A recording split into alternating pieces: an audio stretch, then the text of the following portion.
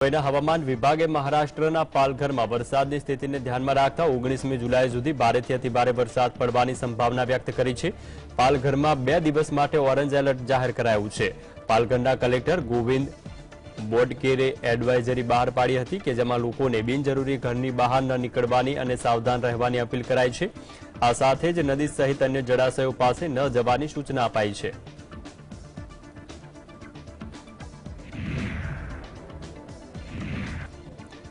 ઓડિશાના રસુલપુરા પાસે national highway number 16 પર આવેલો બ્રિજનો કેટલોક હિસ્સો ધરાશાયી થયો। આ દુર્ઘટના બાદ સ્થાનિક વહીવટીતંત્રે બ્રિજ પર વાહન વ્યવહાર પર પ્રતિબંધ મૂક્યો છે। નેશનલ હાઈવે ઓથોરિટી ઓફ ઇન્ડિયાના અધિકારી જેપી વર્માએ જણાવ્યું છે કે બ્રિજનું બાંધકામ વર્ષ 2008માં થયું હતું। બ્રિજ કેમ ધરાશાયી થયો તેની તપાસ કરવામાં આવશે। પ્રાથમિક દ્રષ્ટિએ બ્રિજના બાંધકામમાં ખામી હોવાના કારણે પડી ગયો હોય તેવું લાગી રહ્યું છે। નિષ્ણાંતોની ટીમ ઘટના સ્થળ પર આવશે અને તપાસ કર્યા બાદ ખબર પડશે કે બ્રિજને ફરીથી ક્યારે શરૂ કરવામાં આવશે। લોકોને હાલાકી ન થાય તેના માટે વૈકલ્પિક માર્ગ વ્યવસ્થા કરવામાં આવશે। ये पुल 2008 में गैमन 2008 के आसपास गैमन द्वारा बनाया गया था। अभी इसकी एक्सपर्ट कमेटी की एक्सपर्ट को बुलाया गया है, ब्रिज एक्सपर्ट्स को, और उसके बेसिस पर जब ये इसका इन्वेस्टिगेशन होने के बाद ही पता चल पाएगा कि इसमें क्या इशू के कारण गिरा है ब्रिज। देखने प्राइमरी फेस से देखने से लगता है कुछ स्ट्रक्चर फेलियर है। एक्सपर्ट कमेटी आएगी कि इसमें कितना डैमेज है, किसको हटाना पड़ेगा, क्या करना पड़ेगा, उसके बाद ही हम बता पाएंगे एग्जैक्ट डेट कब तक हम इसको रिस्टोर कर पाएंगे। यमुना नदीना जलस्तરમાં થયેલા વધારાની અસર આગ્રામાં પણ જોવા મળી રહી છે। લગભગ 13 વર્ષ બાદ ઉત્પન્ન થયેલી પૂર જેવી સ્થિતિના કારણે યમુના નદીનું પાણી શહેરમાં ઘૂસ્યું છે। તાજમહેલના દશેરા ઘાટ અને મહેતાબ બાગમાં પણ પાણી ફરી વળ્યા છે। આ સાથે જ નદીનું પાણી તાજમહેલની બાઉન્ડ્રી વોલને પણ સ્પર્શ્યું છે। તો આગ્રામાં યમુના નદી 499 ફૂટની ભયજનક સપાટીએ પહોંચી છે। સાવચેતીના ભાગરૂપે બચાવ દળની ટીમને નદી કિનારના જે વિસ્તારો છે તેમાં તૈનાત કરાઈ છે। पानी का बहाव बढ़ा है, जल स्तर बढ़ा है, वहाँ पर जो भी एहतियातन उपाय हो सकते थे, बैरिकेडिंग कराना घाटों पर या वहाँ पर पंपिंग सेट लगाना, वो सारी व्यवस्थाएं कर दी गई हैं। इसके अलावा लोगों को इवैक्यूएट करने की स्थिति में शेल्टर होम और बाकी सारी चीज़ें भी मुस्तैद रूप से तैयार कर दी गई हैं। अभी किसी भी जगह से लोगों को शिफ्ट करने की ज़रूरत नहीं आन पड़ी है, किंतु अगर ऐसी स्थिति आती है तो जिला प्रशासन और नगर निगम इस चीज के लिए तैयार है। હવામાન વિભાગે ઉત્તરાખંડ, હિમાચલ પ્રદેશ સહિત ઉત્તર ભારતના અનેક રાજ્યોમાં 22 જુલાઈ સુધી ભારે વરસાદ પડવાની સંભાવના વ્યક્ત કરી છે। હવામાન વિભાગે ઉત્તર ભારતના પ્રદેશો માટે 21મી જુલાઈ સુધી યલો એલર્ટ જાહેર કર્યું છે। હિમાચલ પ્રદેશના અનેક શહેરમાં હજુ પણ વરસાદનો કહેર યથાવત છે। પ્રદેશના કુલ્લુ જિલ્લામાં વાદળ ફાટવાના કારણે એક વ્યક્તિનું મોત થયું છે। આ સાથે જ ભૂસ્ખલનની ઘટના પણ બની રહી છે। પ્રદેશમાં પૂર અને ભૂસ્ખલનની સ્થિતિના કારણે 720 માર્ગો પણ બંધ છે। તો ઉત્તરાખંડમાં 18મી અને 19મી જુલાઈના રોજ ભારે વરસાદની શક્યતા પણ વ્યક્ત કરાઈ છે।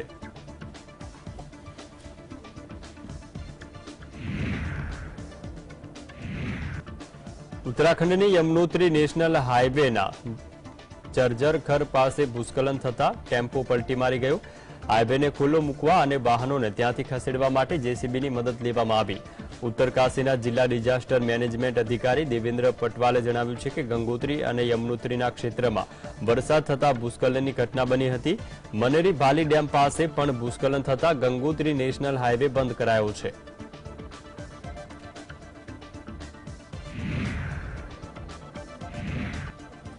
દિલ્હીમાં પૂરની સ્થિતિ બાદ ગંદકી અને મચ્છરોની બ્રીડિંગના કારણે ડેન્ગ્યુ, ચિકનગુનિયા અને મેલેરિયાના કેસમાં વધારો નોંધાયો।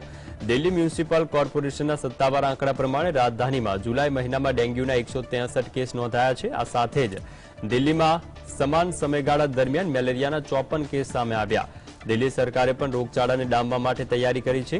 આ વિશે વાત કરતા દિલ્હીના મેયર શૈલી ઓબેરોએ જણાવ્યું છે કે તેમણે દિલ્હી સરકાર અને એમસીડીના અધિકારીઓ સાથે આ મુદ્દે બેઠક કરી છે અને સફાઈ કર્મચારીઓને ગંદકી દૂર કરવા અને દવાનો છંટકાવ કરવા સૂચના આપી છે।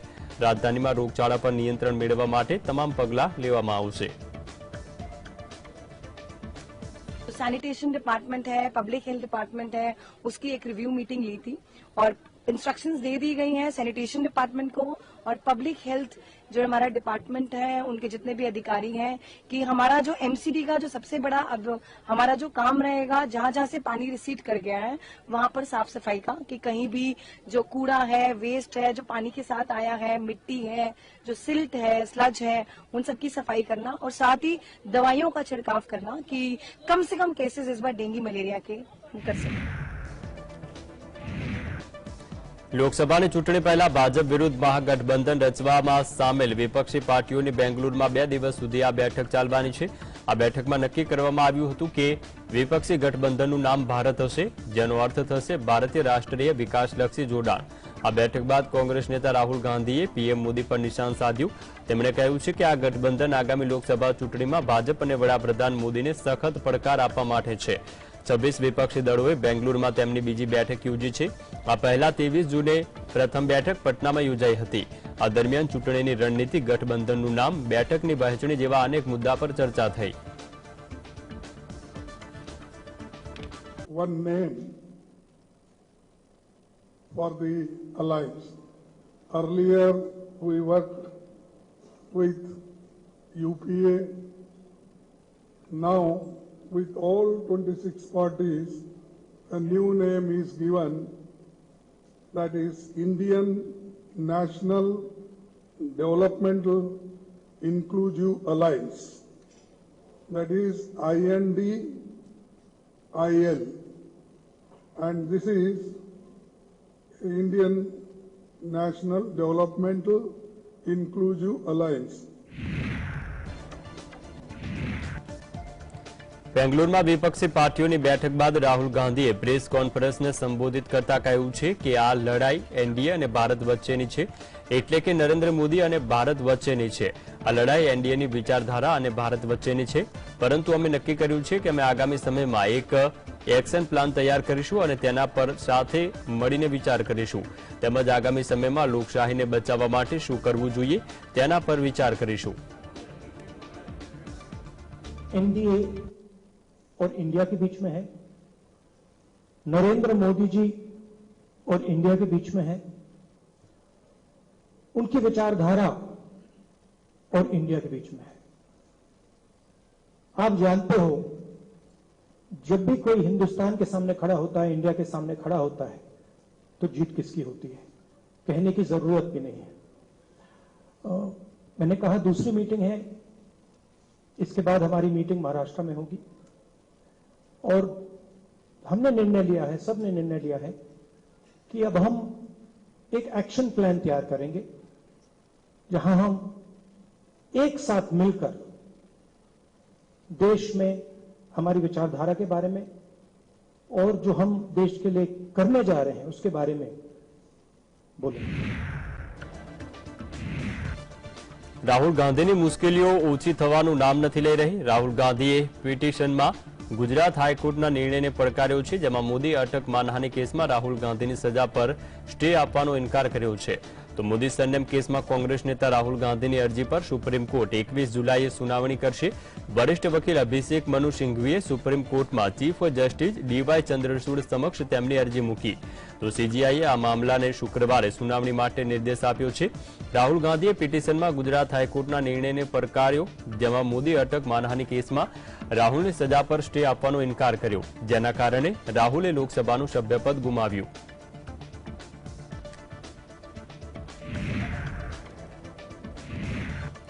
બેંગલુરુમાં વિપક્ષી દળોની બેઠકમાં 26 રાજકીય પક્ષોના પ્રમુખ અને પ્રતિનિધિઓએ હાજરી આપી। સૂત્રો પ્રમાણે કોંગ્રેસ અધ્યક્ષ મલ્લિકાર્જુન ખડગેએ બેઠકમાં જણાવ્યું કે તેમની પાર્ટીનું અન્ય વિપક્ષી દળો સાથે કેટલીક બાબતો પર મતભેદ હોઈ શકે, પરંતુ વૈચારિક મતભેદ નથી। ભાજપને વર્ષ 2019ની લોકસભા ચૂંટણીમાં એકલા હાથે 303 બેઠકો મળી ન હતી, પરંતુ તેમાં તેના સહયોગી દળોનો ફાળો હતો। ભાજપના અધ્યક્ષ તેમજ જૂના સાથીઓને ફરીવાર ગઠબંધનમાં સામેલ કરવા માટે અલગ અલગ રાજ્યમાં ફરી રહ્યા છે।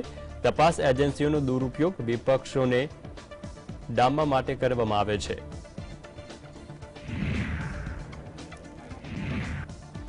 બેંગ્લુરુમાં વિપક્ષી દળોની બેઠકમાં હાજરી આપનાર દિલ્હીના મુખ્યમંત્રી અરવિંદ કેજરીવાલે જણાવ્યું છે કે આ બેઠક ખૂબ જ મહત્વપૂર્ણ છે, કારણ કે 10 વર્ષના ભાજપના શાસનમાં જે નિર્ણય લેવાયા છે તેના કારણે દેશને ઘણું નુકસાન થયું છે. દેશમાં મોંઘવારી અને બેરોજગારીમાં વધારો થયો છે. મને લાગે છે કે દેશના લોકો વર્ષ 2024માં સત્તા પરિવર્તન ઈચ્છે છે. Mr. Narendra Modi got a chance to rule the country for the last 10 years, and he has made a complete mess of almost every sector in the country. He has created so much of hatred amongst the people. The economy is in shambles. There is so much of inflation. There is so much of unemployment in all sectors. So now I think it's a time that people of this country want to get rid of him. So everyone needs to come together. બેંગ્લુરુમાં વિપક્ષની 2 દિવસીય બેઠક સમાપ્ત થઈ ત્યારે બીજી બાજુ દિલ્હીમાં ભાજપ સહિત એનડીએમાં સામેલ 38 દળોની બેઠક શરૂ થઈ, જેનું નેતૃત્વ વડાપ્રધાન નરેન્દ્ર મોદીએ કર્યું. 2024ની લોકસભા ચૂંટણીમાં સંયુક્ત વિપક્ષના નવા ભારતીય રાષ્ટ્રીય વિકાસલક્ષી ગઠબંધનનો સામનો કરવા માટે ભાજપની આગેવાની હેઠળ રાષ્ટ્રીય લોકતાંત્રિક ગઠબંધન દિલ્હીમાં ધ અશોક હોટલ ખાતે આ બેઠક યોજાઈ. ત્યારે એનડીએની બેઠકમાં વડાપ્રધાન નરેન્દ્ર મોદી, કેન્દ્રીય ગૃહપ્રધાન અમિત શાહ, સંરક્ષણ પ્રધાન રાજનાથસિંહ, બીજેપી અધ્યક્ષ જેપી નડ્ડા સહિત 38 દળોના નેતાઓ હાજર રહ્યા. જો કે એકનાથ શિંદે અને અજીત પવાર પહેલીવાર મહારાષ્ટ્રમાંથી અને એનડીએની બેઠકમાં ભાગ લીધો છે.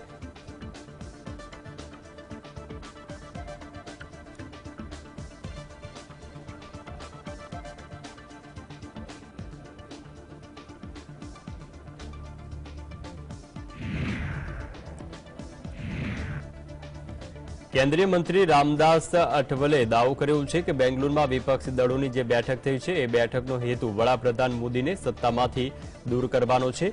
વિપક્ષી દળોની બેઠકમાં 26 રાજકીય પક્ષોએ હાજરી આપી, પરંતુ વડાપ્રધાન મોદીની હાજરીમાં એનડીએની જે મીટિંગ થઈ હતી તે દેશના અલગ અલગ ક્ષેત્રમાંથી 38 રાજકીય પક્ષોના પ્રતિનિધિએ હાજરી આપી. એનડીએનો મુખ્ય હેતુ પીએમ મોદીને ફરીવાર વડાપ્રધાન બનાવવાનો અને દેશમાં વિકાસ કરવાનો છે. વર્ષ 2024ની લોકસભા ચૂંટણીમાં एनडीए गठबंधन की जीत थશે. बस ये मीटिंग हो रही है, ये मीटिंग खाली नरेंद्र मोदी जी को हटाने के लिए हो रही है. उनकी मीटिंग जो है वो देश का विकास नहीं चाहते हैं और उनके मीटिंग में 26 पार्टीज के नेता लोग हैं. लेकिन आज जो माननीय नरेंद्र मोदी जी के उपस्थिति में जो इंडिया की मीटिंग हो रही है, इसमें 38 पार्टी के देश भर के नेता लोग आ रहे हैं और हमारा एजेंडा है कि 2024 में नरेंद्र मोदी जी को प्रधानमंत्री पद पर बिठाना और देश का विकास बहुत बड़ी गति से करना, यही हमारा एजेंडा है. રાજસ્થાનમાં મંગળવારે પેપર લીક, રીટ અને જોધપુર યુનિવર્સિટી ગેંગરેપ કેસને લઈને જોરદાર ધમાસાણ થયું. તો આ 3 મુદ્દાને લઈને અજમેરમાં ભાજપ યુવા મોરચો અને જયપુરમાં એબીવીપીના પ્રદર્શન દરમિયાન લાઠીચાર્જ કરાયો. તો આ બંને સ્થળોએ ભાજપના બંને સંગઠનો અને પોલીસ વચ્ચે ઘર્ષણ થયું. પ્રદર્શન દરમિયાન પોલીસે અજમેર અને જયપુર બંને જગ્યા પર લાઠીચાર્જ કરી. લાઠીચાર્જમાં ભાજપ યુવા મોરચા અને એબીવીપીના ઘણા કાર્યકર્તાઓને ઈજા પહોંચી છે.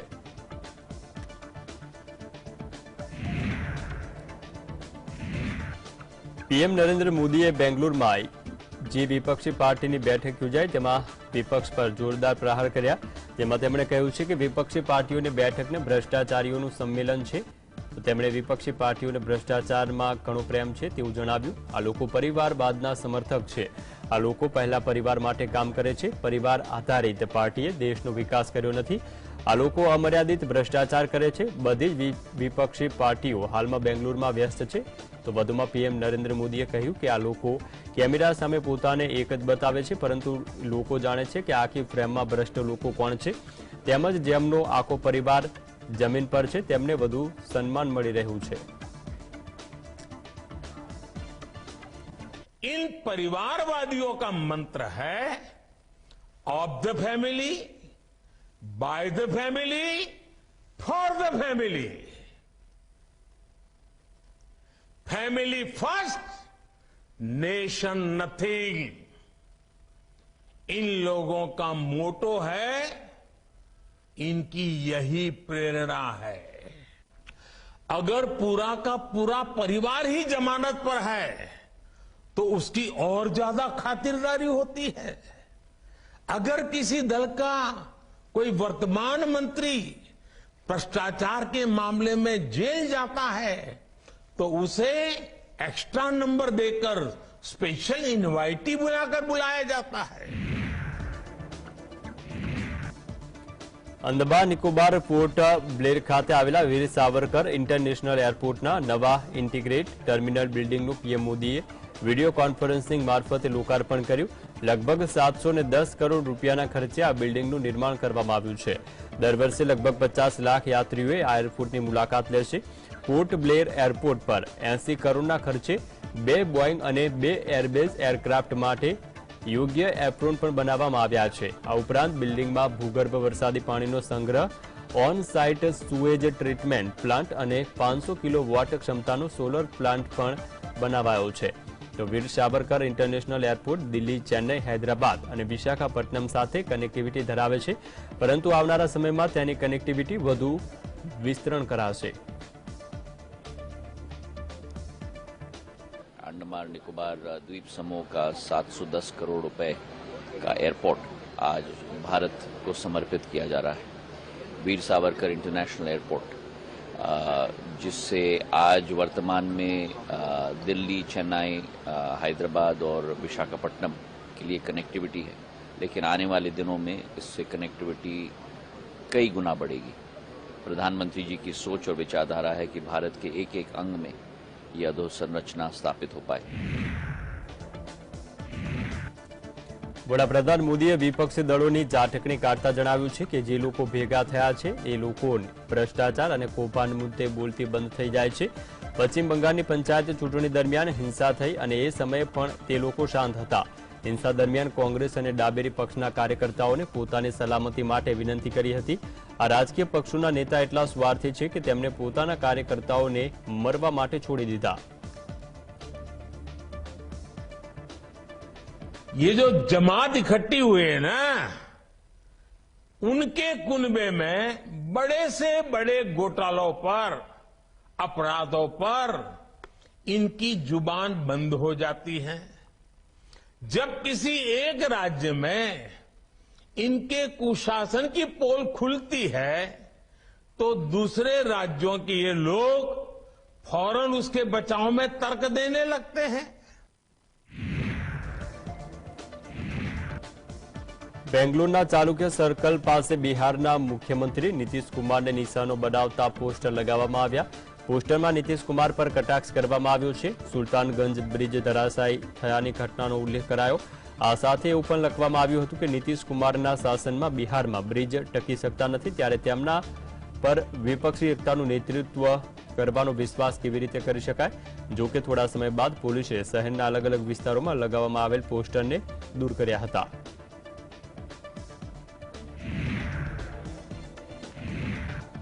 વર્ષ 2024ની લોકસભા ચૂંટણીને લઈને દેશમાં બેઠકોનો દોર ચાલી રહ્યો છે, ત્યારે વિપક્ષી દળોએ બેંગ્લોરમાં બેઠક કરી છે। તો દિલ્હીમાં ભાજપની આગેવાનીમાં એનડીએની બેઠક યોજાઈ। એસપી પાર્ટીના સ્થાપક ઓમ પ્રકાશ રાજભરે જણાવ્યું કે દેશની રાજનીતિમાં હવે કોઈ પ્રકારની લડત નથી।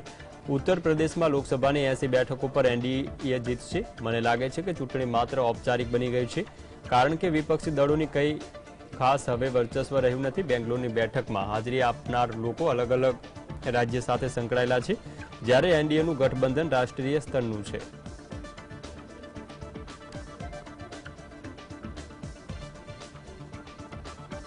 देश की राजनीति में अब लड़ाई नाम की कोई चीज नहीं रह गई। अब यूपी में ही अगर देखिए 80 सीटें हैं, 80 सीटों की अगर हम बात करें तो विपक्ष कहाँ जीतेगा। 80 की 80 सीटें एनडीए के खाते में। अब एक तो हम तो समझते हैं कि चुनाव एक फॉर्मेलिटी रह गए हैं।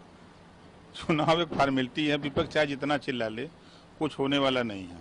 यहाँ जो गठबंधन है वो राष्ट्रीय स्तर पे गठबंधन है। भारतीय जनता पार्टी पूरे देश में उसका जनाधार है, जो गठबंधन है। અદાણી ગ્રુપના ચેરમેન ગૌતમ અદાણીએ હિન્ડનબર્ગ પ્રકરણ બાદ યોજાયેલી એજીએમ બેઠકમાં જણાવ્યું હતું કે અમારી વિરુદ્ધ ખોટા અહેવાલો જારી કરવામાં આવ્યા હતા। આ અહેવાલોમાં અમારા પર ખોટા આક્ષેપો કરવામાં આવ્યા। તેના થકી અદાણી જૂથને નુકસાન પહોંચાડવાનો પ્રયાસ છે. આ સંપૂર્ણપણે અદાણી જૂથ વિરુદ્ધ નકારાત્મક વાતાવરણ બનાવવાનો પ્રયાસ હતો. અમારી સામેના આક્ષેપોના કારણે સુપ્રીમ કોર્ટમાં એક સમિતિની રચના કરાઈ હતી. સુપ્રીમ કોર્ટની નિષ્ણાંતોની સમિતિએ કોઈ નિયમનકારી ખામીઓ મળી નથી. સેબી પણ આ મામલાની તપાસ કરી રહી છે અને સર્વોચ્ચ અદાલતમાં પણ આ મુદ્દે રિપોર્ટ રજૂ કરશે. While we promptly issue a comprehensive rebuttal, various vested interests try to exploit the claims made by the short seller. These entities encourage and promoted a false narratives across various news and social media platforms.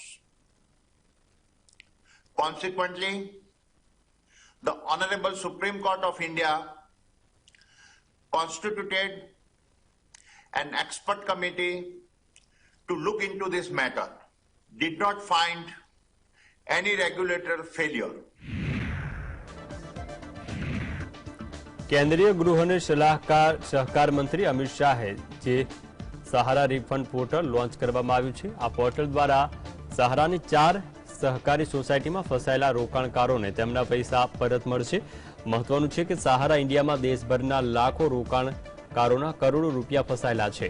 Amit શાહે portal લોન્ચના કાર્યક્રમમાં કહ્યું છે કે 4 સહકારી સંસ્થાઓનો તમામ જે data online ફરી કરી દેવામાં આવ્યો છે. આ પોર્ટલ 1.7 કરોડ થાપણદારોને પોતાની નોંધણી કરવામાં મદદ કરશે.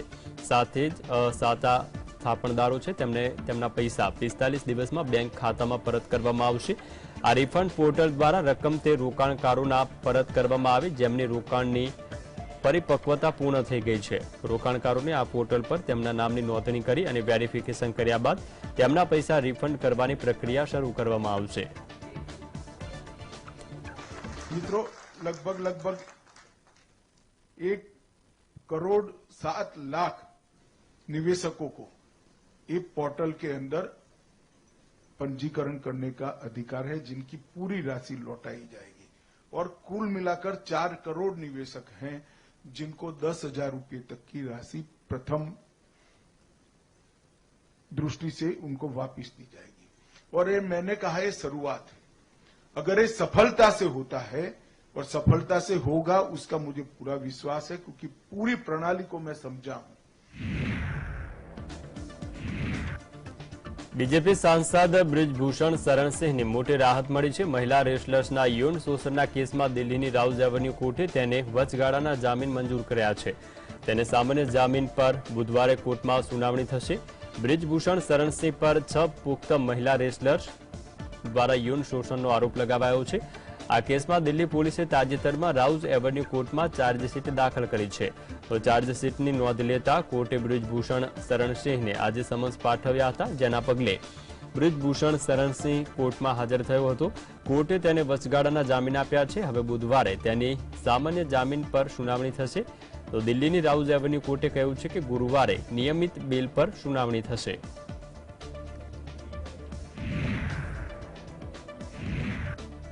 દેશમાં 5 વર્ષમાં 13.5 કરોડ લોકો ગરીબીમાંથી મુક્ત થયા હોવાની નીતિ આયોગના રિપોર્ટમાં દાવો કરાયો છે. ઉત્તર પ્રદેશ, બિહાર, મધ્યપ્રદેશમાં ગરીબીમાંથી સૌથી ઝડપી ઘટાડો થયો છે. આરોગ્ય શિક્ષણ દ્વારા માપવામાં આવેલા જે જીવનના ધારાધોરણમાં સુધારો દ્વારા માપવામાં આવતા જે માર્ચ 2021માં પૂરા થયેલા 5 વર્ષમાં 13.5 કરોડ લોકો ગરીબીમાંથી બહાર નીકળ્યા છે. ઉત્તર પ્રદેશ, બિહાર, મધ્યપ્રદેશમાં ગરીબીમાં સૌથી ઝડપી ઘટાડો થયો છે.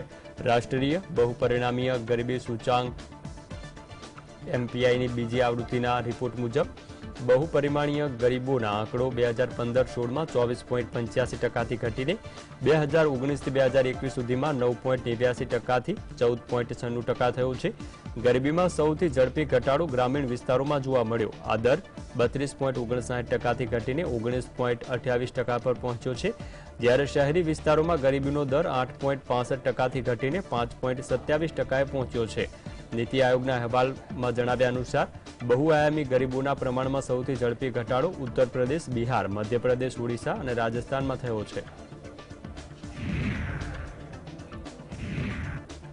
ઉદયપુરથી દિલ્હી જઈ રહેલી ફ્લાઇટને ટેક ઓફ કરતા સમયે ઇમરજન્સી લેન્ડિંગ કરવું પડ્યું. ફ્લાઇટમાં મોબાઈલ બ્લાસ્ટ થતાં જ આખી કેબિનમાં ધુમાડો ફેલાઈ ગયો અને પછી પાયલટને પ્લેન લેન્ડ કરવાની ફરજ પડી.